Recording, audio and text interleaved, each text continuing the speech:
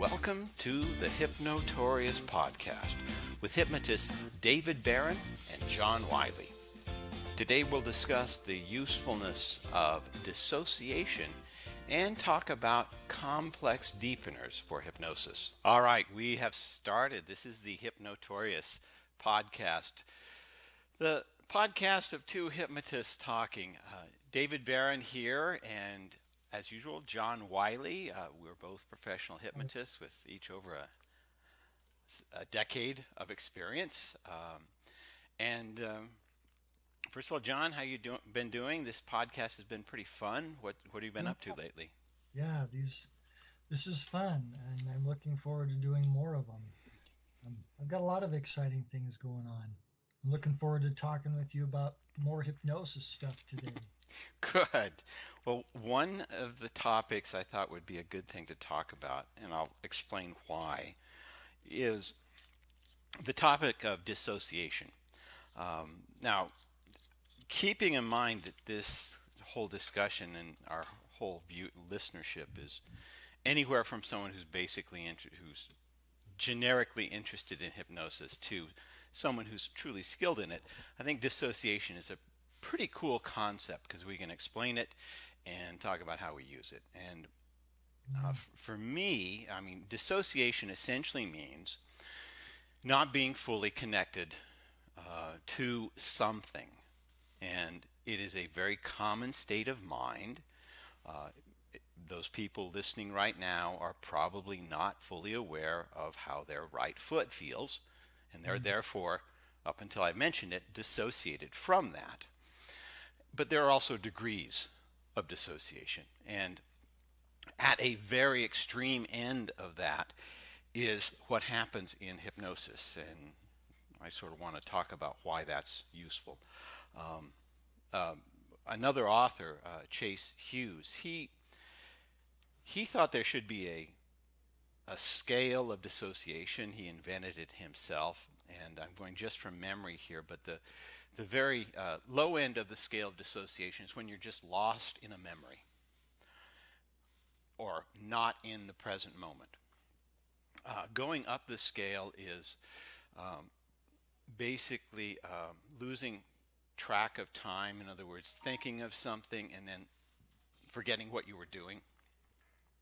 And even further up the scale, you can have moments where you lose track of events that have taken place, and that could be, major events like you went to a wedding, but you don't have any memory of it. And I had a conversation with somebody who was saying that she remembered when she was a little girl, she traveled cross country with her parents from one house to a new house. She remembered the old house, she remembered the new house, but she didn't remember the week of traveling cross country.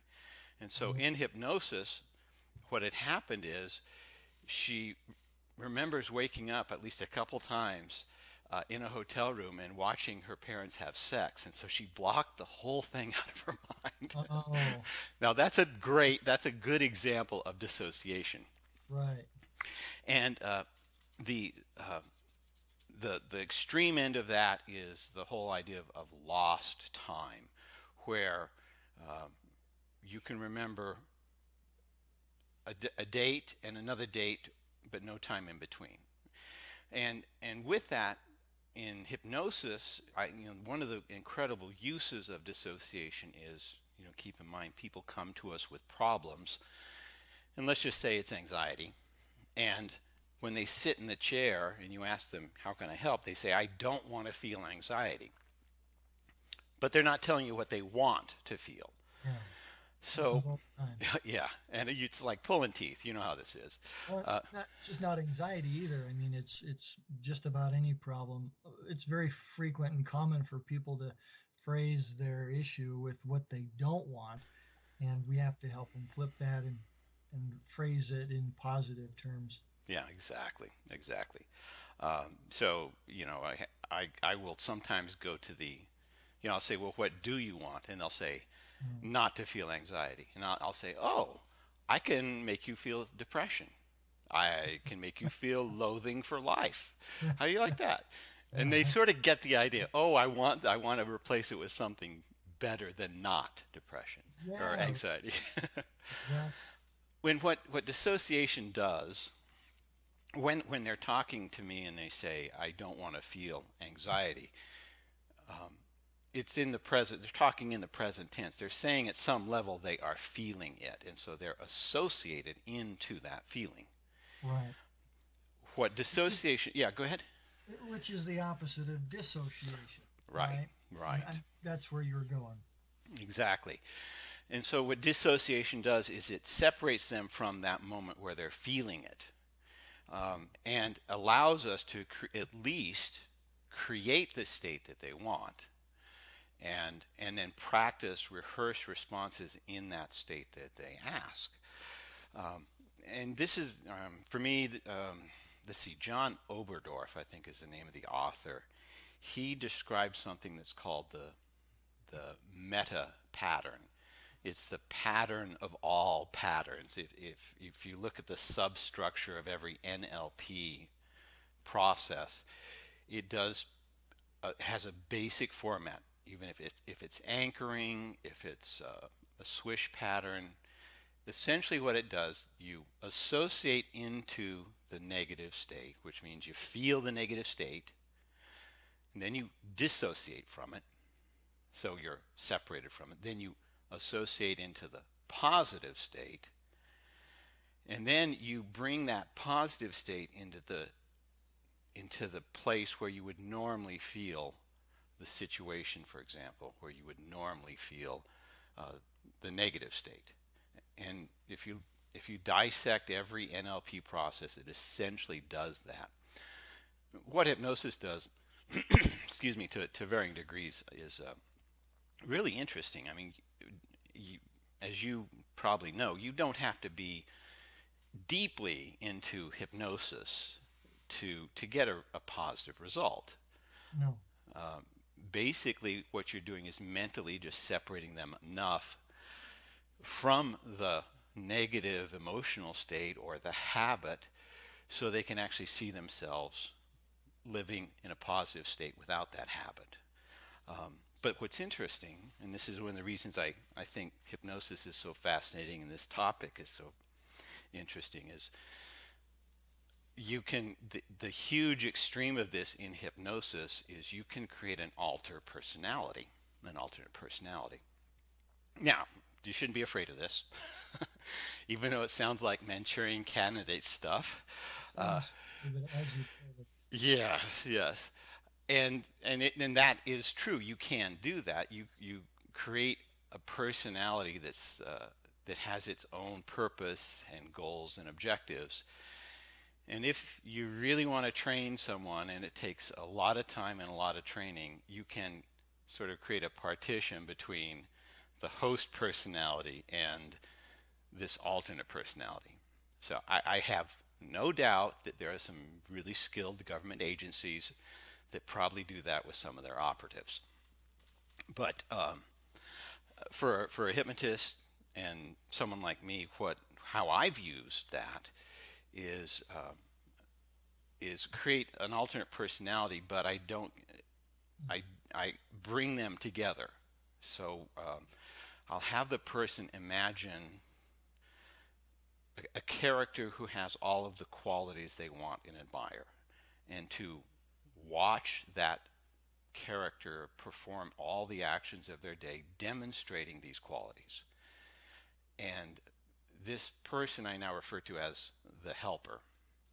And so as they watch this person, I then have them imagine a second version of the client absorb this helper into their body and then go about their day. So the client is imagining seeing himself with these qualities.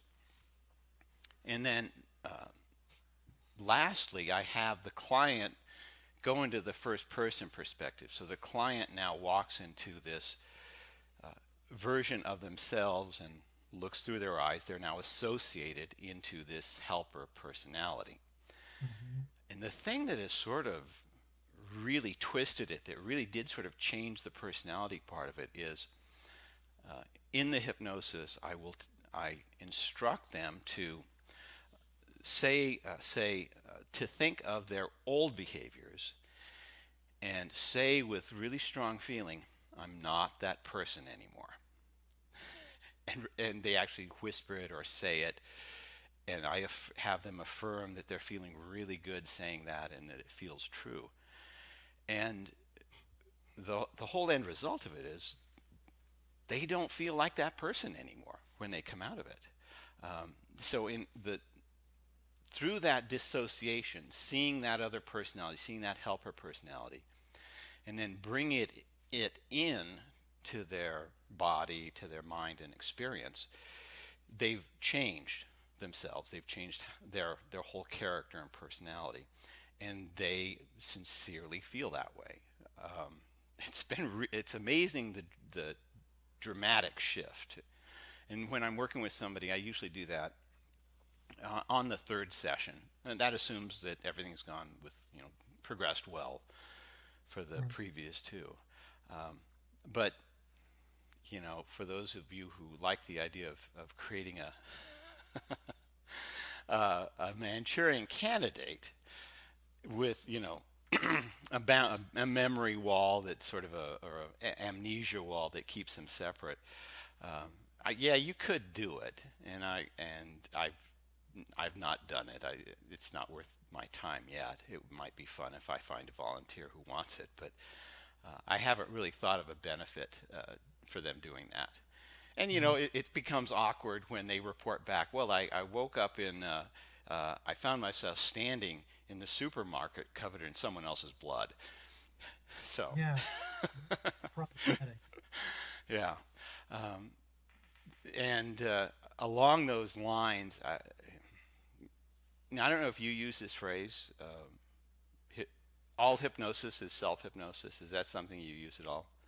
Um, Based on the context, sometimes I'll use that, Hmm. even though um, that's one of those phrases that's really useful in helping a client to feel empowered Hmm. and to feel comfortable with the process.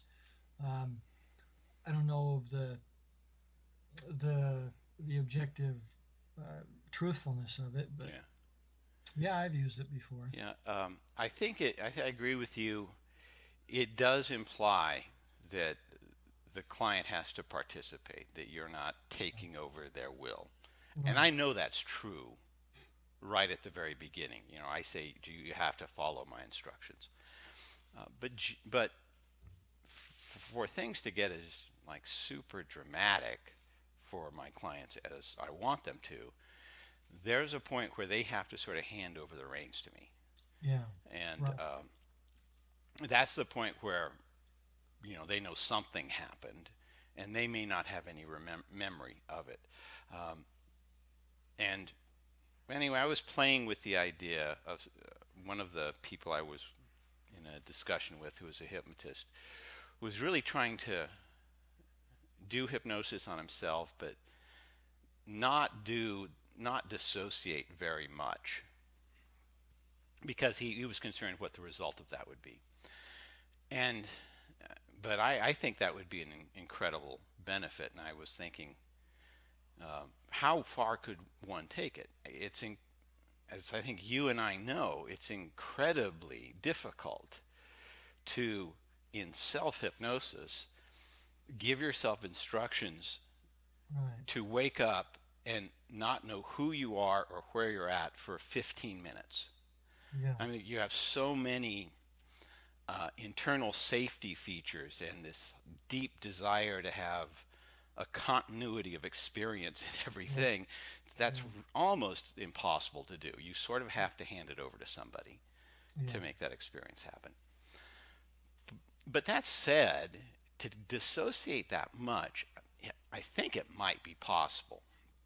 Um, um, I meditate all the time, and while I was meditating, I was sort of explaining. Um, no, I don't meditate all the time. I meditate an hour a day. I've been doing it for 35 years, so let's just say that. Um, I was experimenting with how far I could like go down the rabbit hole. And while I was not able to, make it so I wake up and not know who I am for 15 minutes.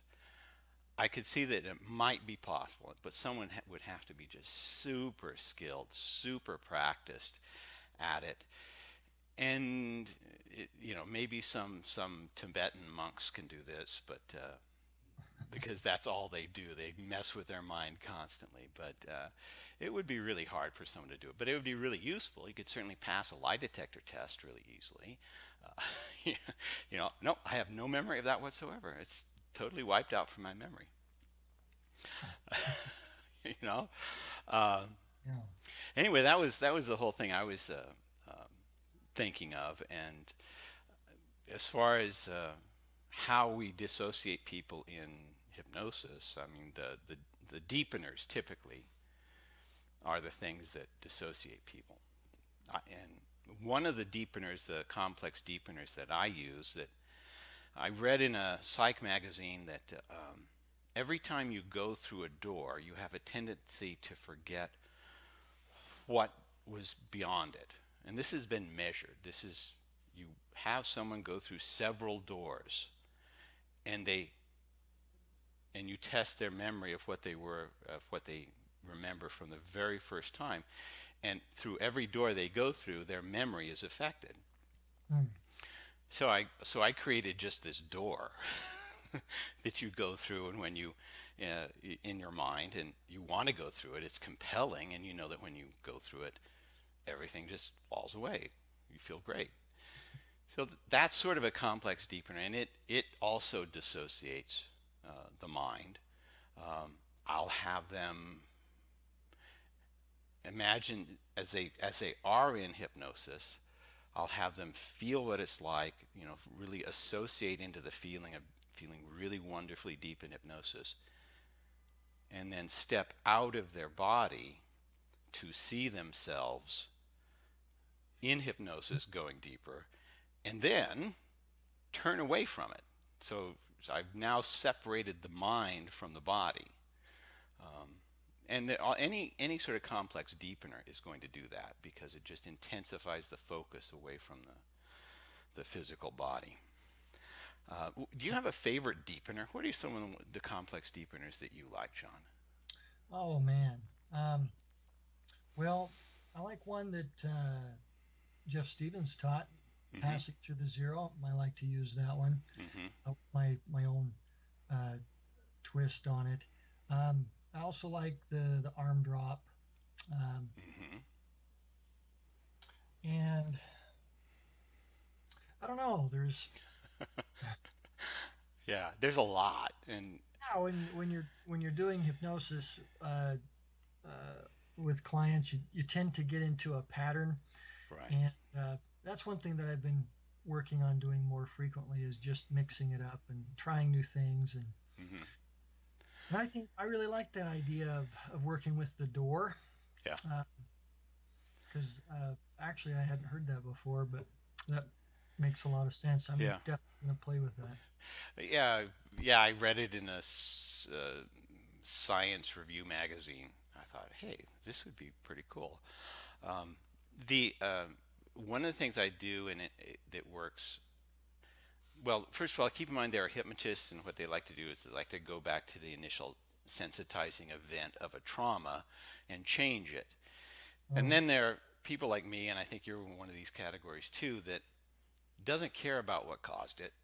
You just go to the subconscious mind, you give it instructions, and you make it agree to do it what it's supposed to do. If I have worked with somebody who has gotten really good at hypnosis, usually by the third session, if they've practiced by listening to their hypnosis tapes, and they come back with me on the third session, I go through like a whole series of complex deepeners, and it's just like building up a pyramid. I'm going to do one thing at the top of it, but they're going through one thing right after another of complex deepeners, and it could be a demonstration of catalepsy to an arm drop, uh, auto deepener, just continuing to go deeper and nodding their head as they find a deeper level. Hmm. It could be um, passing through zero, and it could also do walking through the door. And then what was the other one I tend to use? Oh, stepping out of your body and turning Oh, away. Okay, so that's a whole bunch of them. And then the very last one is I have them go to that place where there is no time, right at the center of their being, whatever that means. So they mhm. go into this place where there's no time, and it's there where I sort of give just the basic instruction, you know, and if they're doing well, you know, for what they came in, and it's the third session, the basic instruction is from this point on, your chief sole and main concern to take care of this client is to maintain their health physically, mentally, and emotionally. And I sort of describe what each of those mean. And, you know, that part is 4 or 5 minutes, but the whole session may be like 30 minutes or 35 minutes of just one deepener right after another. Right. And, and you know, when you've had them come up out of hypnosis and say, you know, what I knew you were talking to me, but I don't remember anything about it. And sometimes they'll remember some parts of it, usually parts during the deepener, but they never remember the instructions. And what I'll do, if I do that to them, you know, they obviously felt something dramatic. I will tell them what I said, and I'll even explain. You know, I didn't want any objection from your conscious mind, which is why you don't remember anything. But this is what I told your subconscious mind. You know, Uh-huh. from this point forward, you're going to think of health, physical, mental, and emotional.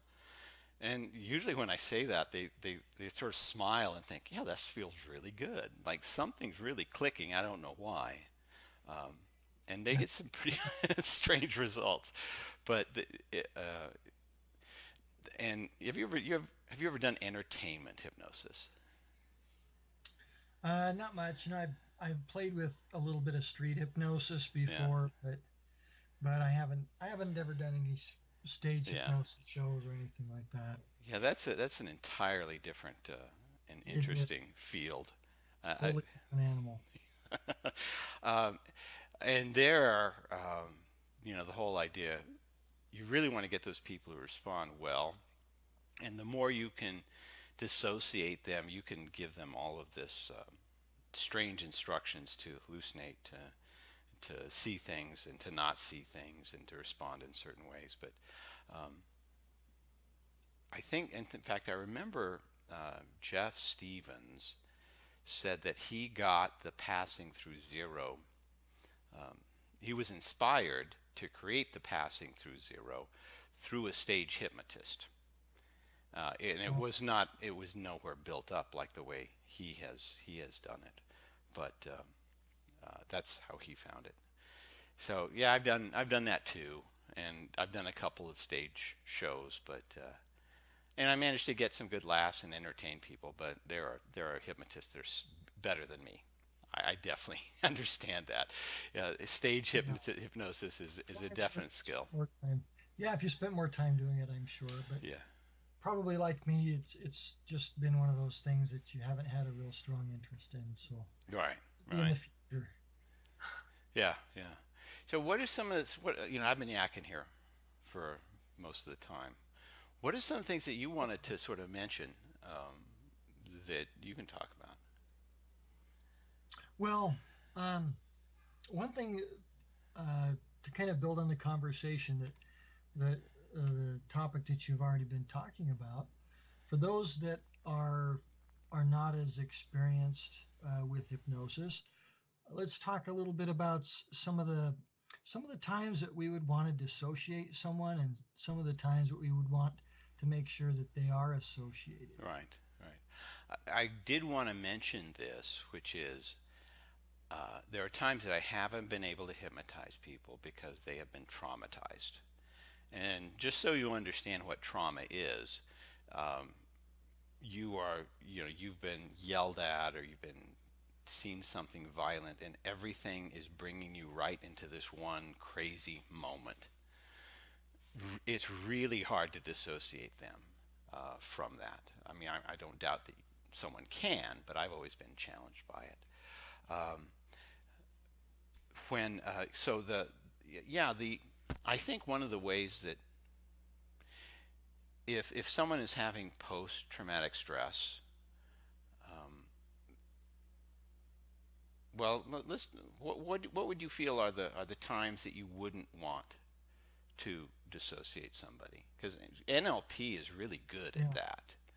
Well, for example, when you're trying to install positive states in a person, Right. when you're trying to create positive emotions, you definitely want somebody to be Oh, as associated as possible into those experiences. right. Um, Yeah. and, What I would add to that is you want them dissociated. Again, dissociation is a degree and a quality. You want them dissociated from the old response, so yeah, they don't feel like that's there anymore. right. So they can associate into it and into the new response or feeling and feel that. So yeah, that's true. That's true. You want their consciousness there. That's true. The part where you'd want them totally disassociated, or at least where that would benefit them, is the part where you're talking directly to the subconscious mind. And and you would Right. say, I'm not talking to you, John. You can just drift off and have fun. I'm talking now to your subconscious mind. And I say, subconscious mind, you're in charge of John. Congratulations, you've done a good job. So that's the point where, yeah, this association would be of benefit during the hypnosis process. Yeah. And I'm also thinking, how would you? Oh yeah, how would you dissociate someone conversationally? I had some ideas about this. Mm. Using like uh, covert methods. Yeah, while you're talking to somebody. Well, I think the first thing that comes to mind is I would just talk to them about imagining, Yeah, yeah. imagining what it would be like. Or Hmm. um, you could even tell a story about, um, maybe a TV program you're watching where this hypnotist or even uh, some other kind of a scenario and describe that process to them Hmm. and do it that way. All right. What would you say? I, well, one of the things that I know works relatively well is you don't address them as you. You address them by the name. Oh, What yeah, does John feel about this? And now the person, if you're John, has to think of yourself as in a second person, right. different from who you are. Um, Yeah, in my practice, I start doing that um, pretty early on, okay. right in the induction.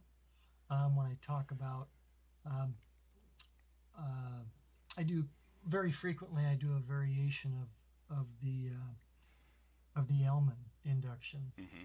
and I have them focus on their eyes, and then unlike the Elman, I have them repeat that several times, where they focus on their eyes, Oh yeah. relax the eyes, all the muscles around uh, their eyes, and then I take it up to the top of the head and send a pleasant wave of relaxation down their body. But very, very soon, their eyes becomes those eyelids, Right. that arm, and those muscles. So, um, so yeah, that's an elegant way to do that, and that Hmm. helps to start that dissociation process. And you can do it right away. Right. You start to incorporate that with your induction. Yeah. Well, And you could do it as an instruction. Sit the body very comfortably in the chair. uh-huh, yeah, Right. Uh, and I've known people who've done that. In fact, I think I'm going to start doing that now. Uh, and yeah, if you address instead of saying your arm, the arm, that's a great way of dissociating them from, Mm, incrementally right. from their body, and referring to them instead of you, referring to them in the third person. Right. What what does Mary think when she's smoking? How does Mary feel when she's having a craving? Mm-hmm. Things like that. That would be it. Okay. And then actually, I think that's really smart, and I don't do it. So I'm going to start doing that. That's one of the reasons I like doing these podcasts, is they so inspire me Yeah, to exactly. do this sort of stuff. As as good as as good as a hypnotist is, uh, we can always be better. We can always learn Yeah. and improve. Yeah. Yeah. Um, okay. I think we've pretty much covered the 30 minutes here. So Think- this has been great. And one of the things that this is the second podcast we've done, and we actually, rushed to do it because we were feeling so inspired by the first one. So, honestly, if anyone out there, please contact us or leave a message, however you find the podcast, about a topic. We'd love to do it. And again, this is for anyone of any level of skill, as long as you're interested in hypnosis. If you're just an observer or yeah. a skilled professional, it would be Give us great. questions, and I'm sure there's a lot of things that I would like to talk about, and I'm sure there's a lot that David would like to talk about. Yeah. Okay. But the more the merrier. Okay. And go ahead and we always have to plug ourselves. So, John, this is yours. Go ahead. So, my name is John Wylie. I'm Boy Hypnosis in beautiful Boise, Idaho. Um, and that's me. Okay. And I am David Barron, and you can find me at newhampshirehypnosis.com. You can also find me at easternoregonhypnosis.com. And what I haven't mentioned is that I also write under the pen name of Dantalian Jones, the infamous Dantalian Jones. So you can find a lot of the books I've written about mind control and hypnosis under by looking that up on Amazon. If you have any questions, please inspire us. I hope we've inspired everyone here. John, last words? Uh, nope, I'm good. Excellent. Okay. We'll get another one out, another podcast out really soon. Thank you much. John, it's been great. So long. Take care.